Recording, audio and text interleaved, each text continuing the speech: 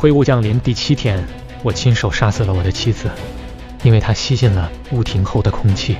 现在我那8岁的女儿看着我，黑色的眼睛里没有一丝光。她说：“爸爸，我饿了。”陆晨背着女儿小雨，在死寂的街道上夺命狂奔，鞋底踩过粘稠的灰色泥蒙，发出令人牙酸的扑街声。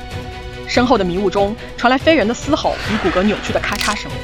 手腕上的电子表冰冷的跳动，43秒，42秒，灰雾每4小时暂停120秒，这是他们用命换来的规则。他们必须在时间归零前冲进3个街区外的地下防空洞。一个灼烧般的印记，圆圈环绕6道短线，像一只简化的眼睛，这是他昨天被怪物血液溅到后留下的。此刻，印记正在发烫。小雨突然勒紧他的脖子。爸爸，雾在动。陆晨低头，地面上的灰色雾渍正在快速蒸发，化作淡灰色的薄雾，袅袅上升。整条街瞬间被这种诡异的气体笼罩。陆晨因为狂奔而本能地张大嘴，一股铁锈混着腐烂甜味的气息猛地钻进他的鼻腔，他的大脑瞬间空白。灰雾法则第2条，雾停之后不要呼吸。他犯规了，他感觉背上的小雨身体猛然一僵，紧接着一双冰凉的小手缓缓环住了他的脖子，那触感不对，指尖过于尖锐，像某种节肢动物的附肢。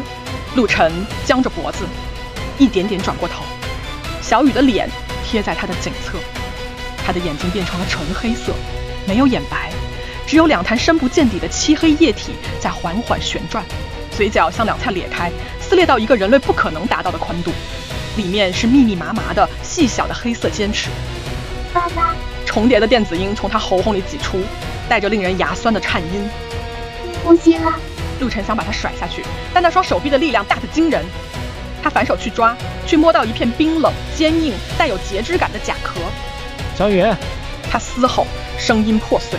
怪物，曾经是他女儿的东西，四肢发力，从他背上弹起，轻盈地落在他面前3米处。他四肢伏地，关节以违反人体工学的角度反转，头颅却依然保持着仰视他的姿势。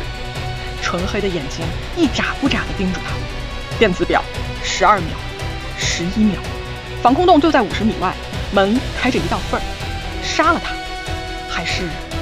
陆晨没有动，他看着那张曾经无比熟悉的脸，此刻只剩下非人的贪婪与空洞。他缓缓举起一直握在手里的消防斧，斧刃映着灰暗的天光和他自己惨白的脸。怪物动了，他以蜘蛛般的速度扑来，截肢划过地面，发出刺耳的刮擦声。陆晨没有后退，反而迎着他冲了上去。在交错的瞬间，他矮身翻滚，斧头向上撩起，金属砍中假卡的梦想。斧刃卡在了怪物的肩颈连接处，灰色的浓稠液体喷溅而出。怪物发出一声尖锐的嘶吼，动作一致。陆晨趁机松开斧柄，连滚带爬地扑向防空洞。他撞开铁门，冲进去，用尽全身力气反手将门推上。厚重的金属门合拢，将内外隔绝成2个世界。门外传来疯狂抓挠金属的刺耳声音，持续了10几秒，才渐渐远去。陆晨背靠大门滑坐在地，肺部像着火一样疼。他抬起剧烈颤抖的手，看向手背，刚才见到的灰色血液已经干涸，让那个眼睛状的印记颜色变得更加深黑，并且似乎在微微搏动。他喘匀了气，才开始打量这个防空洞。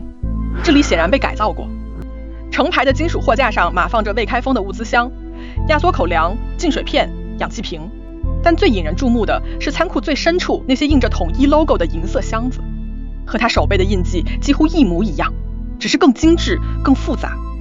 陆晨的心脏猛地一沉，他走到最近的银箱前，箱子没锁，轻易打开，里面没有武器，没有食物，只有文件，一沓沓用防水袋密封的文件。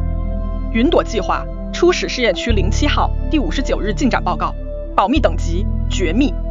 陆晨手指僵硬地翻开文件，冰冷的术语像子弹一样击中他。项目名称：大气层生物改造语种群筛选系统。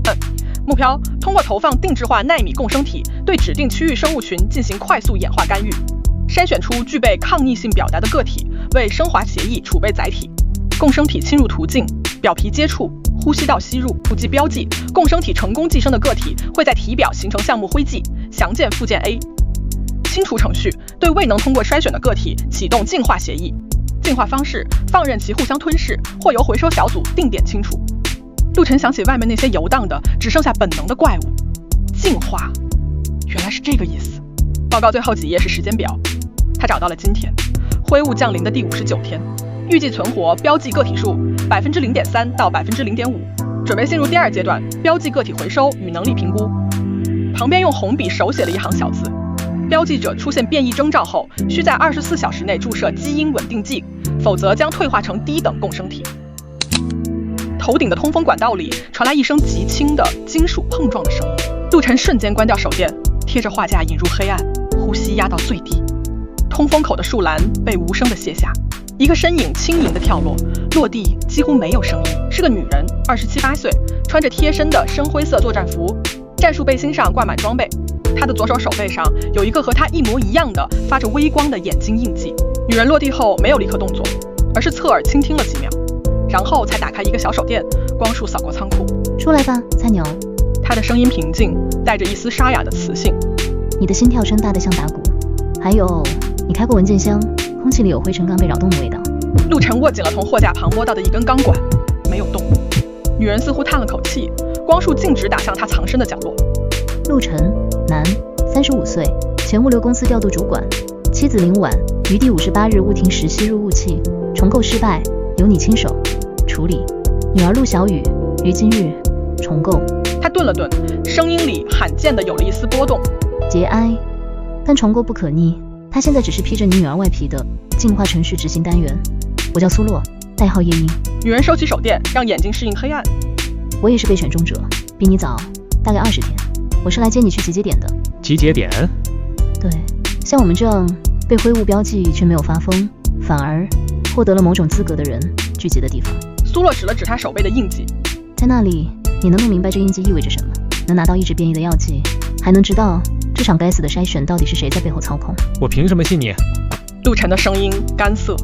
你可以不信。苏洛无所谓的耸耸肩。但再过几个小时，你的基因就会开始不稳定，可能是皮肤角质化，可能是视觉扭曲，也可能是听到不存在的声音，直到你彻底变成外面那些东西的其中一员，或者……他话锋一转，回收小组会先找到你，他们负责清理不听话的或者变异方向错误的样本，手段不会比你处理你妻子更温和。仿佛为了印证他的话，防空洞厚重的金属门外突然传来咚的一声闷响，像是什么沉重的东西轻轻撞在了门上，紧接着是某种金属仪器扫描的滴滴声。苏洛脸色微变，迅速关闭所有光源，低声道：该死，是清道夫，他们有生命信号追踪器，你刚才情绪波动太大，被锁定了。清道夫？回收小组的武装人员。苏洛一把抓住他的手腕，他的手劲大的惊人。不想变成实验报告上的红叉，就跟我走。现在门外扫描的滴滴声变得急促，撞击声也越来越重，越来越密集。金属门开始微微震颤，灰尘从门框簌簌落下。陆晨看了一眼仓库里堆积如山的物资，又看了一眼手背上发烫的印记，最后他看了一眼苏洛在黑暗中依然锐利的眼睛。他反手握住钢管，低声道：怎么走？苏洛嘴角勾起一个极淡的弧度，拽着他冲向仓库另一头堆满杂物的角落。他踢开几个空纸箱，露出墙角一个仅容一人匍匐通过的锈迹斑斑的通风管道检修口。下面连住着成排水系统，跟紧我，别掉队，也别回头。说完，他率先钻了进去。陆晨在钻入洞口前，最后回头看了一眼这个他曾以为能作为避难所的地方。厚重的金属门在剧烈的撞击下已经开始变形，门缝处隐约透进几缕惨白的手电光束和红外瞄准镜特有的细小的红点。他不再犹豫，弯腰钻进了黑暗、狭窄、充满铁锈味的管道。管道近乎垂直向下，滑行了大概10几米才变得平缓。下面是一片无边的黑暗和潮湿腐败的气味。苏洛打开一个微光手电，光束只能照亮前方几米浑浊的积水。欢迎来到地下世界，菜鸟。他的声音在密闭空间里回荡。从现在起，忘掉阳光，在这里活下去的唯一规则就是比追你的人更熟悉黑暗。头顶遥远的上方传来一声沉重的金属撕裂的巨响，那是防空洞大门被彻底破坏的声音。紧接着，杂乱而沉重的脚步声响起，还有冰冷的透过通讯器传出的指令声。目标逃入地下网络，启动 B 方案，投放猎犬。重复，投放猎犬。管道深处远远地传来了一阵低沉而惊愕的犬类营业声，不是一只，是一群。苏洛的脸色在微光下变得无比凝重，他抽出了腰间的战术匕首，看向绿晨。会用刀吗？陆晨握紧了冰冷的钢管，手背的印记在黑暗中也散发着微弱的不祥的辉光。